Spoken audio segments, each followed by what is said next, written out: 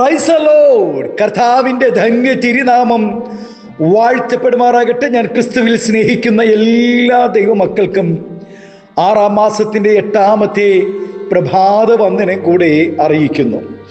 ലോകമെമ്പാടുമായിരുന്നു കൊണ്ട് ഈ പ്രഭാതവും ഈ വചന സന്ദേശം ശ്രവിക്കുന്ന എല്ലാ ദൈവദാസന്മാർക്കും ദൈവദാസിമാർക്കും വാത്സല്യ കുഞ്ഞുങ്ങൾക്കും എൻ്റെ ഹൃദയത്തിൻ്റെ ആഴമേറിയ സ്നേഹത്തെയും വന്ദനത്തെയും നന്ദിയും ഒപ്പം പ്രാർത്ഥനയും അറിയിക്കുന്നു. പ്രാർത്ഥനയോടുകൂടെ ഈ പ്രഭാതവും വചന സന്ദേശത്തിലേക്ക് നമുക്ക് പ്രവേശിക്കാം. ആമേൻ. 27-ാം സങ്കീർത്തനക്കാരൻ പാടുന്നു, നിന്റെ മുഖം എനിക്ക് മറക്കരുതേ, അടിയനെ കോപത്തോട് നീക്കിക്കളയരുതേ. നീ എനിക്ക് തുണയായിരിക്കുന്നു, എൻ്റെ രക്ഷയുടെ ദൈവമേ, എന്നെ തള്ളിക്കളയരുതേ, ഉപേക്ഷിക്കുകയും അരുതേ. ഒരു ഭക്തന്റെ ലോകപ്രകാരം ആരും തുണയില്ലെങ്കിലും ദൈവം തുണയായി വരും എന്ന് വചനം ഉറപ്പു തരുന്നു. എന്നാൽ നമ്മുടെ ജീവിതത്തിൽ ഘട്ടങ്ങൾ വരുമ്പോൾ അറിയാം, ഇപ്പോൾ തുണ എന്ന് തോന്നുന്നവർ ഇപ്പോൾ ഉണ്ടാകുമോ എന്ന്. ചത്തുപിരിഞ്ഞാലും വിട്ടുപിരികയില്ല എന്ന് പറഞ്ഞവരും, ഘട്ടം വന്നാലും നട്ടം വന്നാലും കൂടെ നിൽക്കുമെന്ന് പറഞ്ഞവരും കൈവിട്ടു പോവുകയും ഓടിമറിയുകയും ചെയ്യുന്ന കാലത്താണ് നാം ജീവിക്കുന്നത്. പലരും ഇന്ന് തുണയേക്കാൾ ഉപരി ഇണയെ തേടി പോകുന്നവരാണ്. ദൈവിക പദ്ധതിയിൽ നിന്നും വ്യതിചലിച്ച് ജീവിക്കുന്ന മനുഷ്യരുടെ കുടുംബ ബന്ധങ്ങളെ ചിതറിച്ചുകൊണ്ട് തുണകളായി ഇരിക്കുന്നവരെ സാത്താൻ വൈരികളാക്കി മാറ്റിക്കൊണ്ടിരിക്കുന്നു.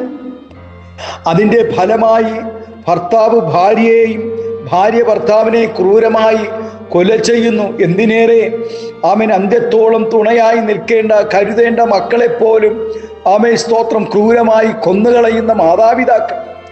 ഒരു നല്ല തുണ തൻ്റെ പങ്കാളിയുടെ എല്ലാ സുഖദുഃഖങ്ങളിലും ആമേൻ ഉറ്റ തുണയായി നിൽക്കേണ്ടതാണ്. എന്നാൽ ഇയ്യോബിൻ്റെ ഭാര്യ തനിക്ക് ഒരു യഥാർത്ഥ തുണയായിരുന്നില്ലെന്ന് നമുക്ക് ഇയ്യോബിൻ്റെ പുസ്തകം പഠിക്കുമ്പോൾ കാണുവാൻ കഴിയും.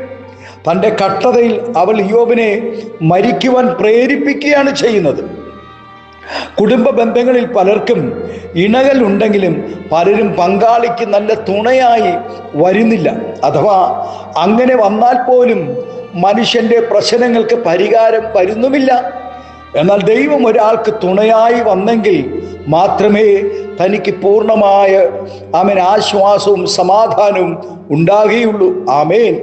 ഏത് കഷ്ടതയുടെ നടുവിലും അവൻ ദൈവം തുണയായി നിൽക്കുകയാണെങ്കിൽ, ഏത് ഭാരങ്ങളും പ്രയാസങ്ങളും പ്രതികൂലങ്ങളും വരുമ്പോഴും അവൻ ദൈവം അല്ലെങ്കിൽ കർത്താവ് തുണയായി നമുക്കുണ്ടെന്ന് നാം ആമേൻ സ്തോത്രം ഹല്ലേലൂയ ആമേൻ കരുതുമ്പോഴാണ്, വിശ്വസിക്കുമ്പോഴാണ് ആമേൻ നമുക്കൊരു ആശ്വാസം ഉണ്ടാകുന്നത്.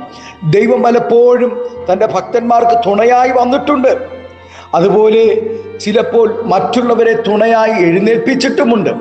സാമ്പത്തിക മേഖലകളിൽ ഞരങ്ങുന്ന ദൈവദാസന്മാരെ സഹായിക്കുവാൻ ആമേ സ്തോത്രം ദൈവം ആമേ തുണയായി അനേക കരങ്ങളെ ദൈവം എഴുന്നേൽപ്പിക്കുവാനിടയാകും. ആശ്വാസമായും ആമേ സഹായത്തിനായും ആമേൻ കൈത്താങ്ങുകളായും അനേക പ്രിയപ്പെട്ടവരെ ദൈവം അവനെ എഴുന്നേൽപ്പിക്കുവാനിടയാകും.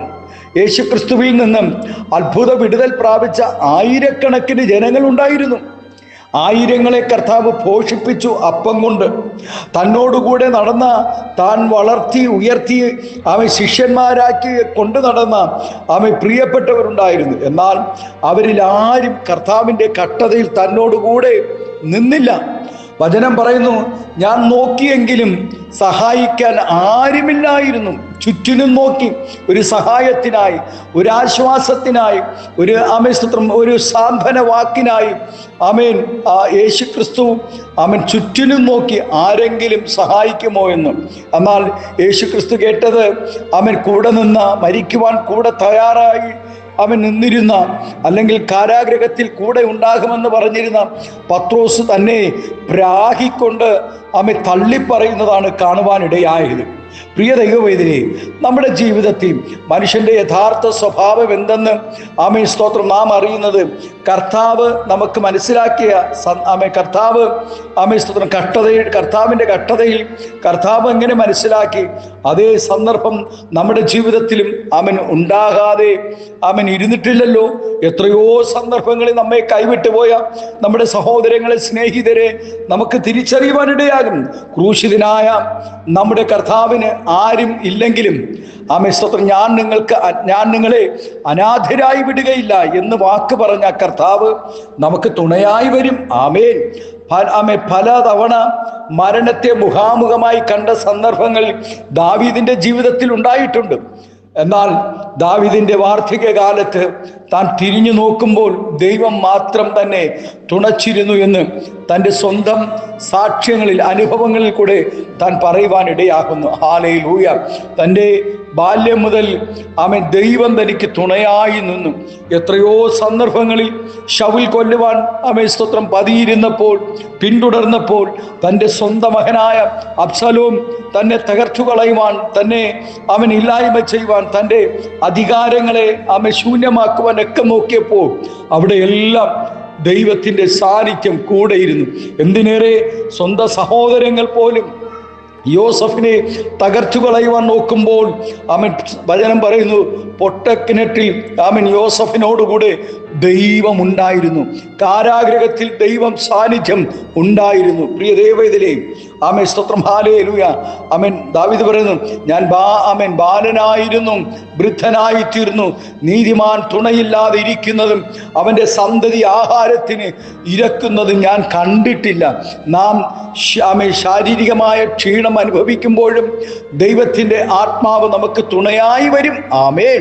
പ്രിയ ദൈവവേദലേ, ദൈവം നമുക്ക് തുണയായിരിക്കുന്നത് പോലെ നാം മറ്റുള്ളവർക്ക് എല്ലാവിധത്തിലും തുണയായിരിക്കണമെന്ന് ദൈവം നമ്മെക്കുറിച്ച് ആഗ്രഹിക്കുന്നു.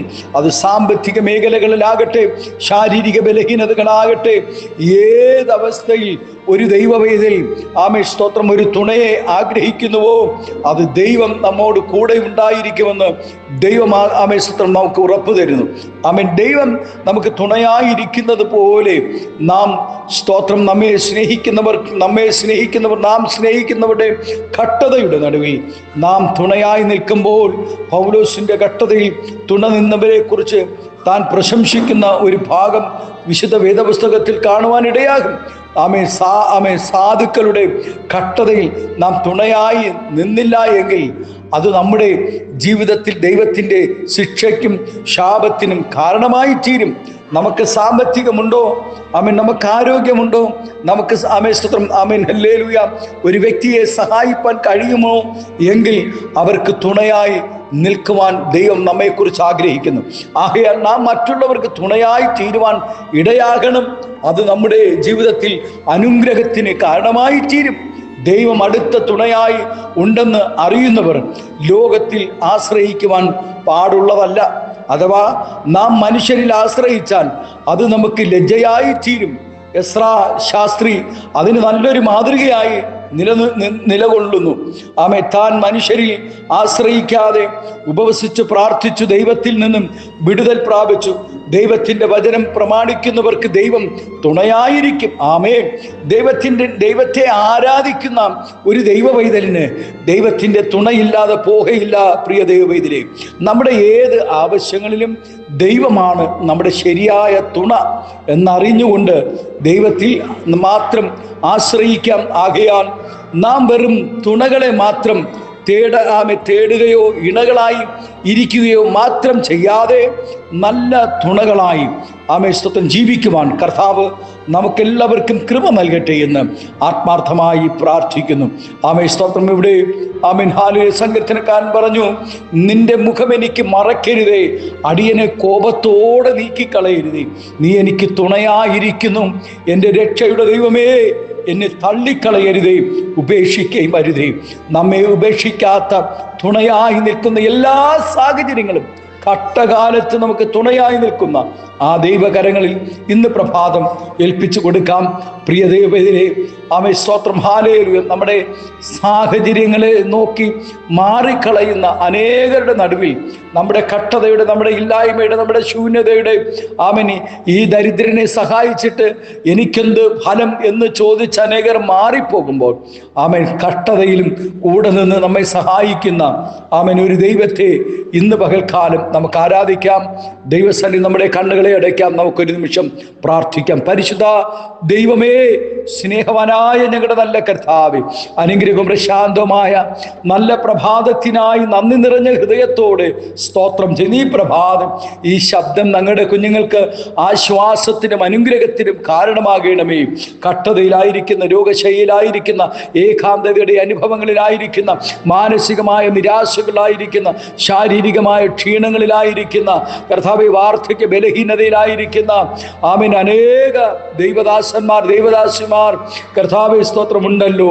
ഒരു ആശ്വാസത്തിനായി, ഒരു തുണയ്ക്കായി, ഒരു കരുതലിനായി, ഒരു കൈത്താങ്ങലിനായി ആമേൻ സ്തോത്രം, ഹല്ലേലൂയ. എത്രയോ പേർ കർത്താവേ സ്തോത്രം, ഹല്ലേലൂയ, സ്വർഗത്തിലേക്ക് നോക്കുന്നു.